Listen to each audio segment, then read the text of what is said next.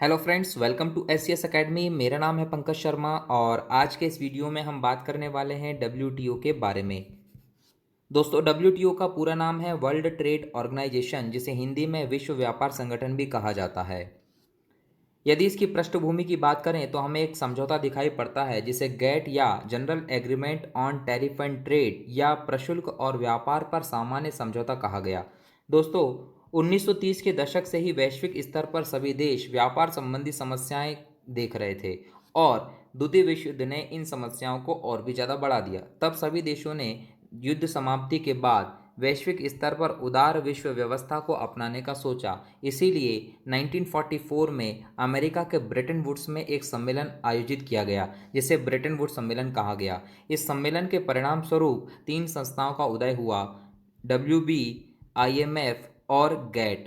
यदि गैट की बात करें दोस्तों, तो गैट द्वितीय विश्व युद्ध के बाद व्यापार संबंधी विवादों से बचने के लिए आपसी सहमति के आधार पर तैयार किया गया समझौता था। इस समझौते को बाद में नियतिकरण करने के लिए या एक संगठन के रूप में स्थापित करने के लिए गैट सदस्यों देशों के मध्य 8 वार्ताएं आयोजित की गई और इसी क्रम में 8वें दौर की वार्ता में गेट के महानिदेशक आर्थर डंकन ने एक प्रस्ताव जारी किया।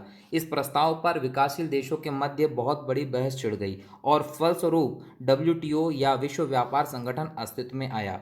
दोस्तों, यहाँ एक बात ध्यान रखना होगा कि 8वें दौर की इस वार्ता को उरुग्वे वार्ता कहा गया और जो प्रस्ताव डंकन ने पेश किया था उस प्रस्ताव को डंकन मसौदा या डंकन प्रस्ताव कहा गया था।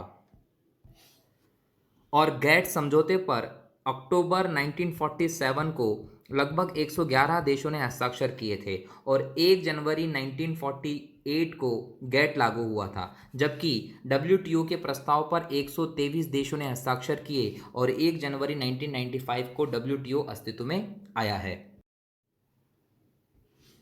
डब्ल्यूटीओ का सामान्य परिचय। दोस्तों, डब्ल्यूटीओ की स्थापना 1 जनवरी 1995 को हुई थी। इसका मुख्यालय स्विट्जरलैंड के जिनेवा में है और वर्तमान में इसके सदस्य देशों की संख्या 164 है। इसके वर्तमान महानिदेशक रोबर्टो अजावेदो हैं। दोस्तों, डब्ल्यूबी एवं आईएमएफ के भांति डब्ल्यूटीओ यूएन का अंग नहीं है, यह एक स्वतंत्र निकाय के रूप में कार्य करता है। यदि बात करें डब्ल्यूटीओ की संरचना की तो इसके 3 स्तर हैं: मंत्री स्तरीय सम्मेलन, सामान्य परिषद और सचिवालय। मंत्री स्तरीय सम्मेलन में सभी सदस्य देशों के प्रतिनिधि शामिल होते हैं और 2 वर्ष में एक बार इसकी बैठक होती है, विभिन्न मुद्दों पर चर्चा करते हैं। सामान्य परिषद की बैठक 1 महीने में एक बार होती है। यह प्रशासनिक कार्यों को करती है तथा विभिन्न देशों की व्यापार संबंधी नीतियों का पुनर्विलोकन करने का कार्य करती है। सचिवालय का प्रमुख महानिदेशक होता है जिसका कार्यकाल 4 साल का होता है। सचिवालय बजट, वित्त एवं प्रशासन संबंधी कार्य को देखता है। डब्ल्यूटीओ के उद्देश्य। दोस्तों, डब्ल्यूटीओ के निम्नलिखित उद्देश्य हैं: वस्तुओं व सेवाओं के अंतर्राष्ट्रीय व्यापार व उत्पादन को बढ़ावा देना, व्यापार और वित्तीय गतिविधियों को इस प्रकार चलाना जिससे पूर्ण रोजगार सुनिश्चित हो, वास्तविक आय में वृद्धि हो और प्रभावी मांग में वृद्धि हो जिससे लोगों के जीवन स्तर में सुधार हो सके। ऐसा सकारात्मक प्रयत्न करें जिससे विकासशील देश, मुख्य रूप से अल्प विकसित देश जो हैं, वो अपनी आवश्यकता अनुसार अंतर्राष्ट्रीय व्यापार में वृद्धि कर सकें। प्रशुल्क एवं व्यापार की रुकावटों को दूर करते हुए पक्षपातपूर्ण व्यापारिक आचरण को समाप्त करना, विश्व में उपलब्ध संसाधनों का उपयोग सतत विकास की दृष्टि से करना जिससे पर्यावरण की रक्षा हो और पर्यावरण संरक्षण को बढ़ावा मिल सके। डब्ल्यूटीओ के कार्य। व्यापार एवं प्रशुल्क से संबंधित किसी भी मसले पर सदस्य देशों के बीच विचार विमर्श के लिए एक मंच के रूप में कार्य करता है। व्यापार नीति से संबंधित व्यापार नियमों को लागू करवाता है। संसाधनों का अनुकूलतम उपयोग करने हेतु दिशा निर्देश जारी करता है। आर्थिक नीति के निर्माण में विश्व बैंक व अन्य संगठनों से सहयोग करता है। सदस्य देशों के विवादों के समाधान हेतु नियम व प्रक्रियाओं का निर्माण व संचालन करता है। व्यापार संबंधी विवादों को हल करने में मदद करता है। सदस्य देशों की राष्ट्रीय व्यापार नीतियों की निगरानी करता है। विकासशील देशों के लिए तकनीकी एवं प्रशिक्षण सुविधाएं उपलब्ध करवाता है। डब्ल्यूटीओ व गैट में अंतर। दोस्तों, जहां एक और डब्ल्यूटीओ की कानूनी हैसियत है, अंतर्राष्ट्रीय संधि का परिणाम है, वहीं गैट एक समझौता मात्र था।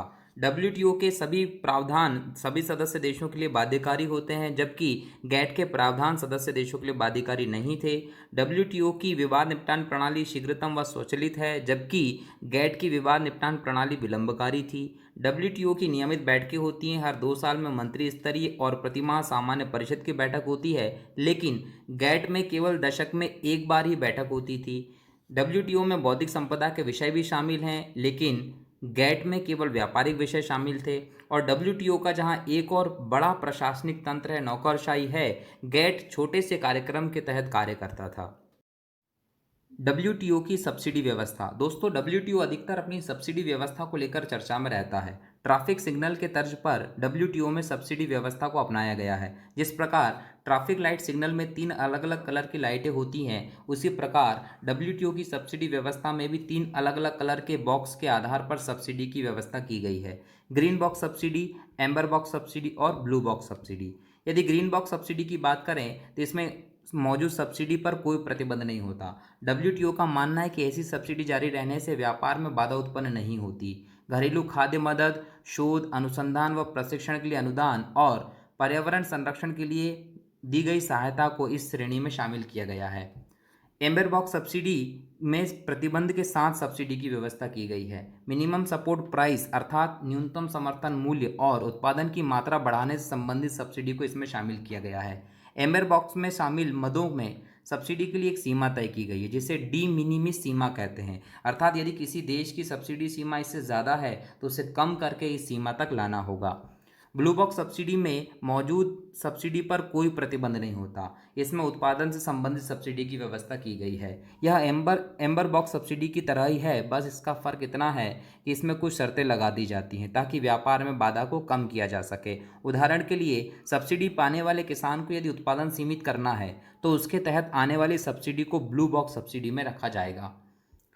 डब्ल्यूटीओ विभिन्न एनालिसिस के आधार पर 2 प्रकार की रिपोर्ट जारी करता है। एक वर्ल्ड ट्रेड रिपोर्ट अर्थात विश्व व्यापार रिपोर्ट और दूसरी वर्ल्ड ट्रेड स्टेटिस्टिकल रिपोर्ट अर्थात विश्व व्यापार सांख्यिकी रिपोर्ट भी वार्षिक रूप से डब्ल्यूटीओ के द्वारा जारी की जाती है। डब्ल्यूटीओ के पक्ष में तर्क या इसके सकारात्मक पहलू। यह व्यवस्था शांति प्रसार में सहायक है, विवादों का सृजनात्मक हल खोजा जाता है। डब्ल्यूटीओ से विश्व आर्थिक व्यवस्था को पहली बार एक औपचारिक संगठित सुरक्षा चक्र मिला है। डब्ल्यूटीओ की भूमिका को देखते हुए विभिन्न सदस्य देश अपनी संवैधानिक व्यवस्थाओं में बदलाव कर रहे हैं। कुछ देशों ने अपनी आर्थिक नीतियों को बदलने का प्रयास किया है। डब्ल्यूटीओ के कारण ही मुक्त व्यापार व्यवस्था को बढ़ावा मिला है, जिसके कारण वस्तुओं की आवाजाही निर्बाध रूप से बढ़ी है और जीवन निर्वाह सस्ता हुआ है। डब्ल्यूटीओ के विपक्ष में तर्क या इसकी आलोचना। दोस्तों, निम्नलिखित आधारों पर डब्ल्यूटीओ की आलोचनाएं की जाती हैं। इसके तहत व्यापार समझौते के प्रावधानों को विकसित देशों के दबाव में स्वीकार किया जाता है और विकासशील देशों के विरोध को दरकिनार कर दिया जाता है। यह पुलिसमैन की भूमिका में होता है और एक ऐसा मंच के रूप में कार्य करता है जो किसी भी मसले पर, व्यापारिक मसले पर विचार कर सकता है और अपनी विवाद निपटान प्रणाली के तहत जवाबी कदम उठा सकता है। कुछ अर्थशास्त्रियों ने इसकी आलोचना करते हुए कहा है कि यह एक विकराल व्यवस्था है जिसको विकसित राष्ट्र व बहुराष्ट्रीय कंपनियों ने एक हथियार के रूप में कायम किया है और उसका प्रयोग करते हैं। कुछ अर्थशास्त्रियों के अनुसार डब्ल्यूटीओ के अंतर्गत जिस अंतर्राष्ट्रीय आर्थिक व्यवस्था का निर्माण हो रहा है उसमें बहुराष्ट्रीय निगमों के अधिकार व कार्य क्षेत्र में असीमित बढ़ोतरी हो रही है, जिससे अन्य राष्ट्रों के आंतरिक व्यापारिक हित प्रभावित हो रहे हैं। अतः डब्ल्यूटीओ बहुराष्ट्रीय निगमों की विश्व विजय का प्रतीक बनता जा रहा है। कुछ आंकड़ों के आधार पर पता चलता है कि विश्व के पिछड़े देशों में विश्व की लगभग 10.7% आबादी निवास करती है, किंतु विश्व के उत्पादन में इनका योगदान केवल 0.5% है और डब्ल्यूटीओ के इतने प्रावधानों के बावजूद उनका उत्पादन कम होकर 0.4% हो गया है, जो कहीं न कहीं डब्ल्यूटीओ की भूमिका एवं उसके कार्यों पर प्रश्न चिन्ह लगाता है और डब्ल्यूटीओ के सामने एक प्रमुख चुनौती के रूप में स्थापित है। दोस्तों, आशा करता हूँ कि आज के इस वीडियो में आपको बहुत कुछ समझ में आया होगा। मेरे साथ इस वीडियो में बने रहने के लिए आपका बहुत बहुत धन्यवाद। जय हिंद, जय भारत।